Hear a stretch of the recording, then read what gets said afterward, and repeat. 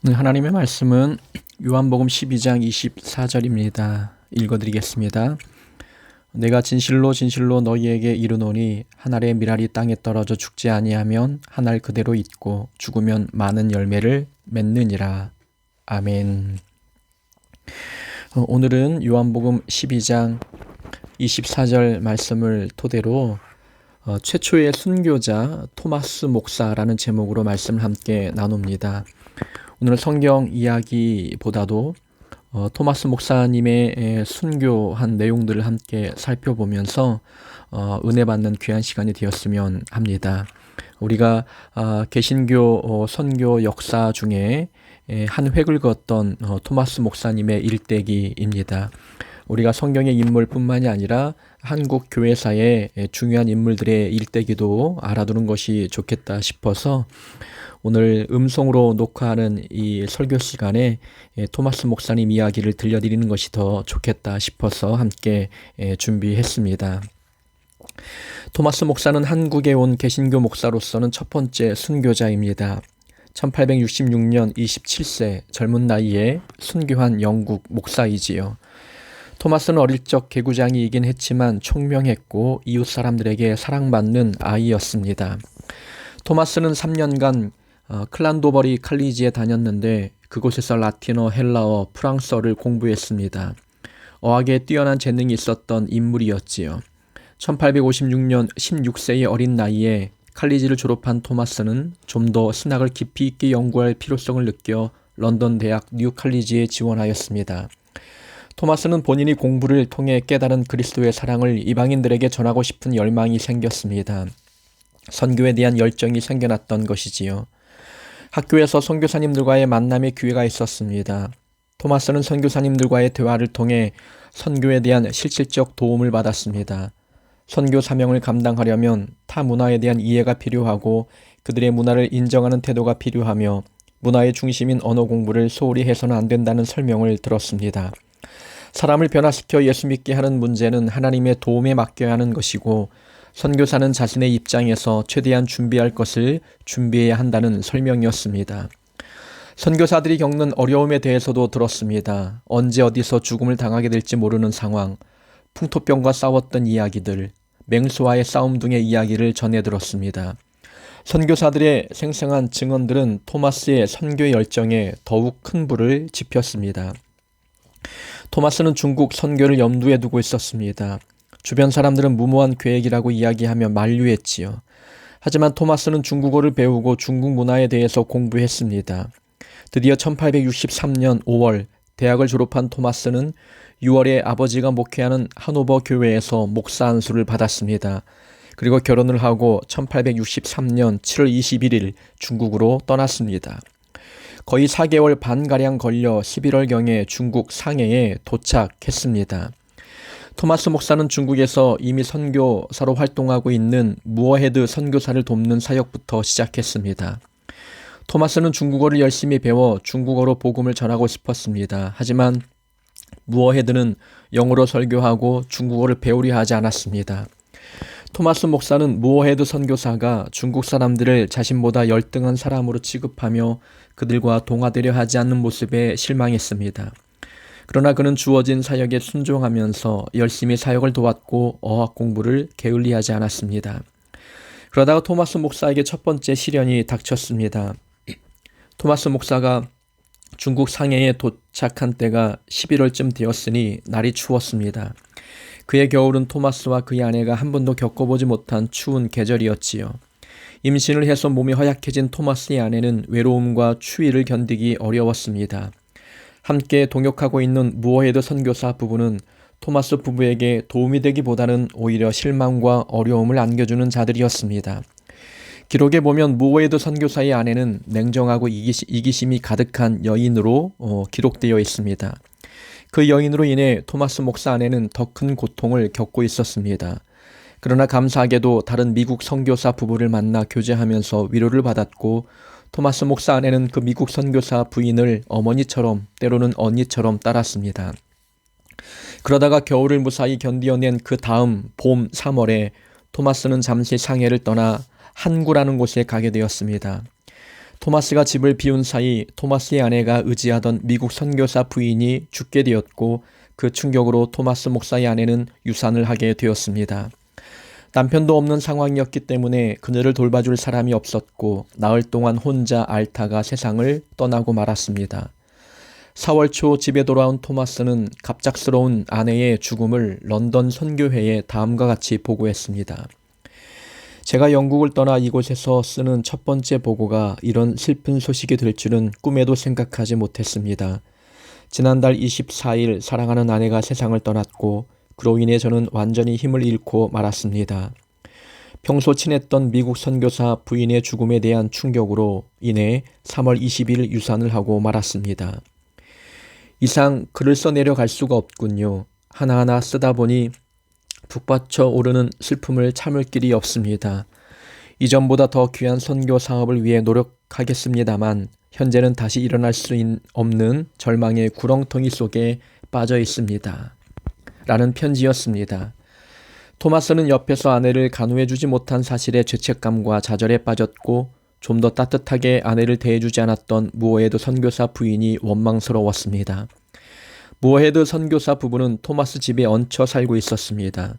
토마스 목사의 아내가 죽자 무어헤드 선교사 부부는 자신들이 더 큰 방, 더 넓은 방을 쓰겠다며 염치 없는 주장을 했습니다. 그리고 토마스 목사에게는 비기독교인이 운영하는 어학원에 가서 강사로 일하라고 강요했고 자신의 말을 잘 듣지 않으면 월급을 주지 않겠다고 위협까지 했습니다. 갈등이 심화되자 토마스는 상해를 떠나 쯔프로 갔습니다. 상해를 떠난다는 것은 자신을 파송한 런던 선교회와 결별하겠다는 것을 의미했습니다. 재정적 지원이 끊길 수밖에 없는 처지였지요. 다행히 하나님은 쯔프에서 토마스 목사가 세관에서 일하는 로버트 하트라는 사람을 만나게 하셨습니다. 그리고 로버트 하트는 토마스 목사의 중국어 능력을 알아보고 그를 통역관으로 채용했습니다. 토마스는 선교 사역을 위해 언제든 떠날 수 있는 조건을 달고 통역관으로 일하게 되었는데 통역관 일을 하면서 토마스 목사의 어학 실력은 더욱 향상되었습니다. 그는 중국어, 러시아어, 몽골어까지 자유롭게 구사할 줄 알게 되었습니다. 상해에 머물고 있던 무어헤드 선교사는 그런 토마스를 비난하는 편지를 선교 본부에 보냈습니다. 토마스가 세속 직업을 얻었고 원래 그는 선교 의지가 전혀 없는 사람이었다는 악평을 편지에 담아 보냈습니다. 토마스는 아내를 잃은 뒤 시련의 시간을 보내고 있었습니다. 그러나 선교 일을 게을리하지 않았습니다. 선교회에서 자신의 명예가 다시 회복될 것을 기대하면서 성역 공부 모임을 만들어 진행하고 있었고 토마스로 인해서 예수 믿는 형제 자매들이 많아지기 시작했습니다. 그런 사이 토마스의 마음도 회복되고 있었습니다. 토마스는 런던 선교회에 지금 하고 있는 사역을 보고했고 몽골로 선교지를 옮길까 하는 의지를 전달하기도 했습니다. 영적으로 완전히 회복한 토마스는 통역관 일을 그만두고 런던 선교회에 편지를 보내 선교일에 다시 매진하겠다고 전달했습니다.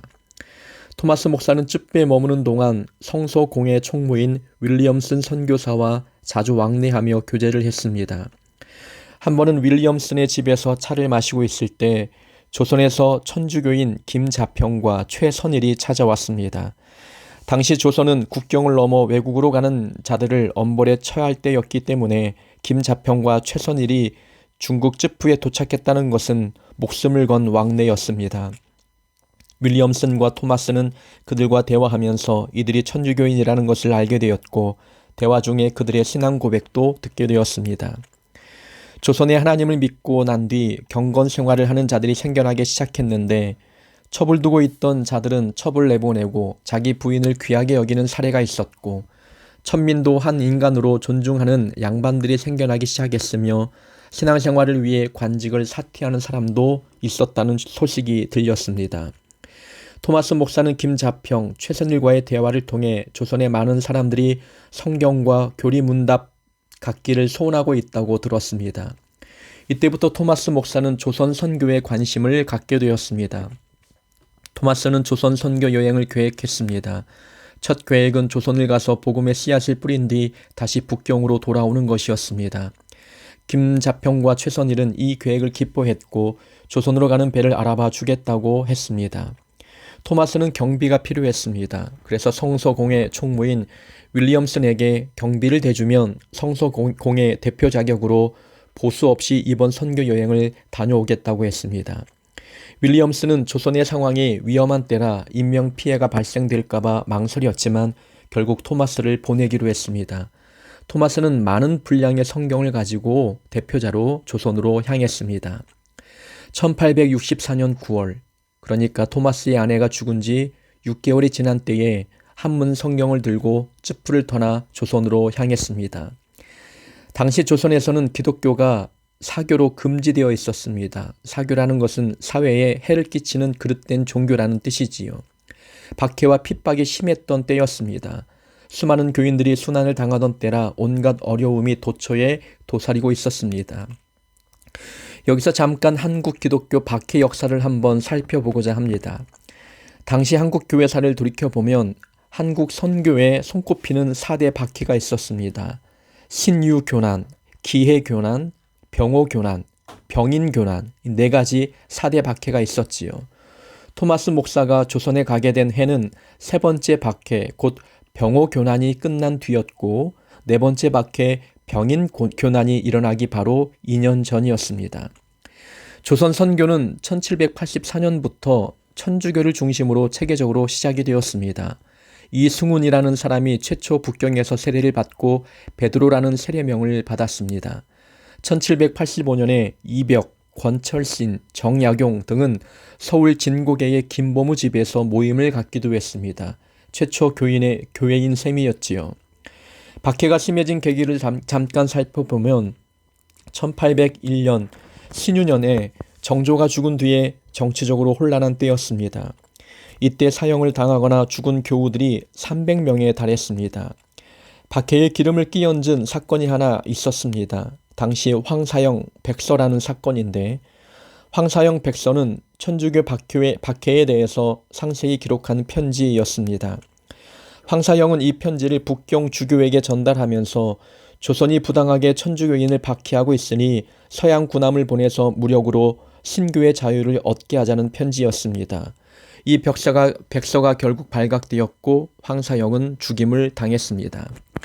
1845년 8월에는 한국인 최초 천주교 신부가 나왔습니다. 바로 김대건 신부였지요. 그런데 3번째 핍박의 해였던 병오교난이 있기 바로 1년 전에 하나의 사건이 있었습니다. 그 신부는 황해도를 거쳐 조선에 들어올 지도를 작성했습니다. 외국 선교사들이 조선에 잘 도착할 수 있도록 선교 차원에서 작성한 지도였습니다. 그러나 김대건 신부는 이 일이 발각되어 감옥에 갇혔습니다. 이때 프랑스 함대가 충청도 앞바다에 도착했습니다. 세실 제독이 지휘하는 배였지요.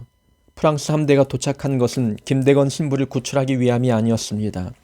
조선의 2번째 박해였던 기해교난에 조선이 3명의 프랑스 신부를 죽인 일이 있었습니다.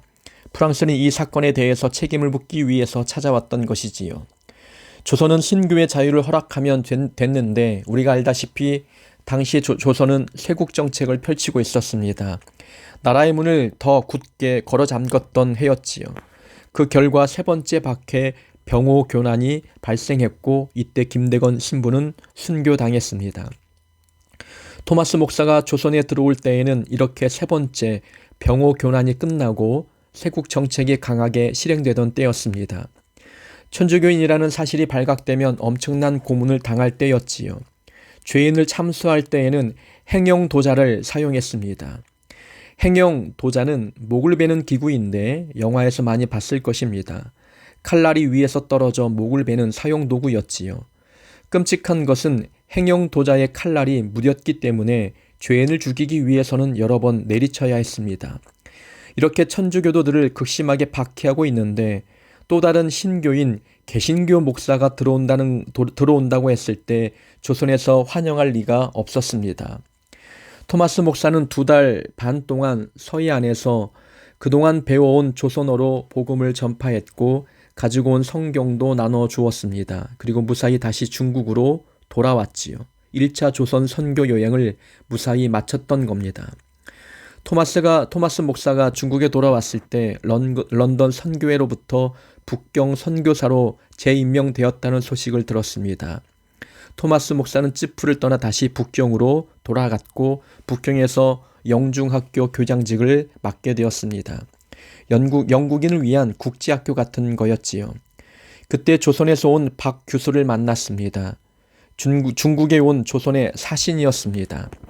토마스는 박 교수와 자주 교제하면서 복음을 전했고 그를 통해 조선어와 조선의 문화를 배웠습니다. 그러면서 조선의 2차 선교 여행을 준비했습니다. 당시 조선은 네 번째 박해 시기인 병인교난의 시기였습니다. 대원군이 조선을 다스렸던 시기로서 천주교인에 대한 대학살을 시도할 때였습니다. 거의 8,000명 이상이 학살을 당하던 시기였지요. 이런 대원군의 박해 속에서 프랑스 성직자 3명이 조선을 탈출했습니다. 탈출한 프랑스 성직자는 프랑스 해군 사령관 로주에게 천주교인을 향한 조선의 대학살을 보고했습니다. 이 소식을 들은 프랑스 정부와 로즈 제독은 조선을 혼내주기로 하고 함대를 출동시켰습니다. 이때 프랑스 정부는 북경에 있던 토마스에게 통역을 부탁했습니다. 이때 토마스 목사와 북경에서 자주 교제했던 박 교수가 평양 감사로 있었습니다. 조선에 대한 꿈을 버리지 못한 토마스는 프랑스 정부의 요청을 거절하지 않았습니다. 통역보다 선교에 관심이 컸던 때였지요. 성경과 전도 책자를 잔뜩 준비하고 기다리고 있는데 프랑스 함대는 계획을 바꿔 다른 곳으로 떠나게 되었고 조선을 가고자 했던 토마스의 꿈은 좌절되고 말았습니다. 그러던 중 토마스 목사에게 또다시 기회가 찾아왔습니다. 미국의 상선 제너럴 셔먼호를 타게 되었던 거지요. 무역을 위해서 조선에 오는 배였지만 그 당시 모든 서양 배는 무장을 하고 있었습니다. 1866년 8월, 그러니까 토마스 목사가 런던을 떠난 지 3년이 지났을 때였습니다. 쯔프를 떠난 제너럴 셔먼호는 백령도를 거쳐 장산곳을 지나 진남포 쪽으로 올라왔습니다. 이 배는 대동강을 거슬러 올라오고 있었던 거지요. 쇄국 정책으로 경계가 엄중하던 때에 미국 배가 나타났습니다. 조선에서는 뒤집어질 사건이었습니다. 제너럴 셔먼호 사람들이 자신들의 배는 무역을 위한 배라고 말을 했지만 조선은 대포가 달려있는 배를 믿을 수가 없었습니다. 배는 대동강을 거슬러 계속 육지로 올라오고 있었습니다. 당시 8월이기 때문에 장마 때였고 마침 대동강 물이 불어나서 쉽게 강을 거슬러 올라올 수 있었습니다. 제너럴 셔먼호는 평양까지 거슬러 올라올 계획이었습니다. 그곳에서 평양 감사 박 교수를 만나면 잘 해결될 것으로 믿었습니다. 그래서 중간에 조선군 이익현이라는 사람을 납치해서 평양에 입성하면 풀어주려고 했습니다. 하지만 이 일로 인해 조선의 적개심이 폭발했고 제너럴 셔먼호 사건이 터지고 말았습니다. 분노한 관민들은 배를 향해 포를 쏘기 시작했습니다. 제너럴 셔먼호는 무장한 배라고 하지만 선원들은 상인들이었습니다. 훈련받은 군인들이 아니었기 때문에 제너럴 셔먼호는 조선의 상대가 되지 못했습니다. 한 달가량 대동강에 머물러 있던 배는 물이 줄어들면서 배가 모래톱에 걸려 움직일 수 없게 되었습니다. 조선군은 배를 향해 불화살을 쏘기 시작했습니다. 배에 불이 붙어 많은 사람이 불에 타 죽었고 물에 뛰어들어 육지로 헤엄쳐 나온 사람들은 창에 찔려 죽거나 맞아 죽었습니다. 이때 토마스 목사는 한 손에 백기를 들고 입으로는 예수를 목 터져라 외치면서 한 손으로 성경과 전도지를 강둑을 향해 던지기 시작했습니다. 강둑에서 불화살이 날아오는데 토마스 목사는 강둑으로 성경을 던졌던 것이지요. 배가 불타자 토마스 목사는 강으로 뛰어들어 육지로 나왔습니다. 품에는 한 권의 성경책이 있었습니다. 이때 한 병사가 토마스 목사와 맞닥뜨렸지요. 이 병사는 토마스 목사를 칼로 치려했는데 토마스 목사는 그 병사에게 한 권의 성경을 주며 전도했고 무릎을 꿇고 머리를 숙여 기도를 올렸습니다. 토마스 목사는 결국 그 병사의 칼에 목숨을 잃고 말았습니다. 당시 나이가 27세였습니다.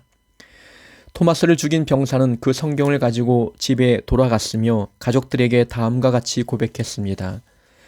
내가 서양 사람을 죽이는 중에 한 사람은 지금 생각할수록 이상한 감이 있다. 내가 그를 찌르려고 할 때 그는 두 손을 마주 잡고 무슨 말을 한 후 홍포의 책을 가지고 웃으면서 나에게 받으라고 권하였다. 그러므로 내가 죽이기는 하였으나 이 책을 받지 않을 수가 없어서 받아왔노라. 이 병사는 박춘권이었습니다. 박춘권은 후에 장대현 교회 최초의 교인 중 한 명이 되었습니다. 장대현 교회는 기독교 최초 부흥을 이룬 교회였고 길선주 목사가 심우한 교회였습니다. 당시 제너럴 셔모노 사건 때 많은 구경꾼들이 있었는데 최치량이라는 11세 소년이 성경 3권을 주워가지고 집에 돌아갔습니다. 그런데 성경을 모두 강에 던지거나 불에 태우라는 조정의 명령에 최치량은 두려워 성경을 박영식에게 건네주었습니다.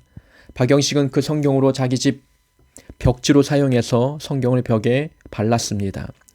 후에 최치량이 그 집을 사서 여관을 경영했는데 그 여관에 마포삼열 목사와 한국 최초 목사 중 한 사람인 한석진이 묵었습니다. 벽에 바른 성경을 보고 한석진은 최치량을 전도했고 이 최치량이 장대현 교회를 세우는 장본인이 되었습니다. 성경을 주운 사람 가운데에는 여성도 있었는데 한 여인이 그 성경을 통해 예수를 믿었고 그녀의 아들은 이독한 씨로 장대현 교회의 장로로 심우했습니다. 우리는 이 토마스 목사님의 일대기를 보면서 3가지 교훈을 발견하게 됩니다. 첫 번째는 하나님의 일을 하는 사람들에게도 반드시 시련이 찾아온다는 것입니다. 토마스 목사는 중국에서 아내의 죽음을 경험하고 시리에 빠졌지만 선교 사역을 놓지 않았습니다. 영혼 사랑이 더욱더 뜨거워졌지요. 사명이 있는 자는 시련을 통해 자신을 훈련시키는 기회로 삼습니다. 토마스 목사는 시련을 통과하고 난 뒤 주를 위해 목숨까지 바치겠다고 결심하기까지 했습니다. 시련은 믿는 자들에게 믿음을 더욱 견고하게 만드는 시기입니다. 우리가 예수를 잘 믿어도 우리에게 반드시 시련이 찾아온다는 것을 기억해야 합니다. 그 시련은 믿음을 퇴보시키는 것이 아니라 믿음을 견고하게 만드는 기회임을 우리는 깨달아야 합니다. 또 한 가지 교훈이 있습니다. 세상을 향해 말씀을 무기 삼아야 한다는 것입니다. 제가 감동받았던 장면은 불화살을 강둑에서 쏘고 있는데 토마스 목사님은 날아오는 불화살 틈에서 성경을 던졌다는 이 장면입니다. 세상은 나에게 불화살을 가지고 공격해 오지만 토마스 목사님은 성경을 무기 삼아 세상을 향해 말씀을 던졌던 거지요. 믿는 자들에게 무기는 말씀이라는 것입니다. 세상은 우리를 시기하고 핍박하고 박해하지만 결국 우리가 세상을 이길 수 있는 힘은 말씀밖에 없다는 것을 보여주고 있는 거지요. 영혼을 사랑하는 마음과 하나님 말씀을 붙드는 이 힘, 말씀을 무기 삼을 때 세상을 이길 수 있다는 것을 우리는 깨닫게 됩니다. 또 한 가지 교훈은 죽어야 생명이 잉태된다는 것입니다. 토마스 목사의 순교는 한국교회 성장의 첫 씨앗이 되었습니다. 토마스 목사를 죽인 병사는 건네받은 성경책을 읽고 변화되어 평양 장대현 교회의 최초 교인 중 한 명이 되었습니다. 그가 바로 박춘권이지요. 죽어야 생명이 잉태된다는 것입니다. 내가 죽어야 또 그 자리에서 영혼 구원이 싹트고 생명이 살아난다는 것을 우리에게 보여주고 있는 장면입니다. 우리는 선교사님들의 순교로 인해 편안한 가운데 신앙생활을 하고 있습니다. 선교사님들의 피와 맞바꾼 이 편안함이 게으름의 원인이 되지 않도록 해야 합니다. 편안함 속에서 더욱 신앙생활 열심히 하여 나로 인해 주변이 복음화되도록 노력해야 합니다. 우리의 삶의 자리는 우리의 선교지입니다. 편안한 신앙생활에서 벗어나서 이제는 사명감으로 신앙생활 감당하는 자가 되어야 합니다. 우리 공서북교회 모든 성도님들은 그런 삶을 살아가는 복된 하나님 자녀 되기를 주의 이름으로 축원합니다. 내가 진실로 진실로 너희에게 이르노니 한 알의 밀알이 땅에 떨어져 죽지 아니하면 한 알 그대로 있고 죽으면 많은 열매를 맺느니라. 아멘.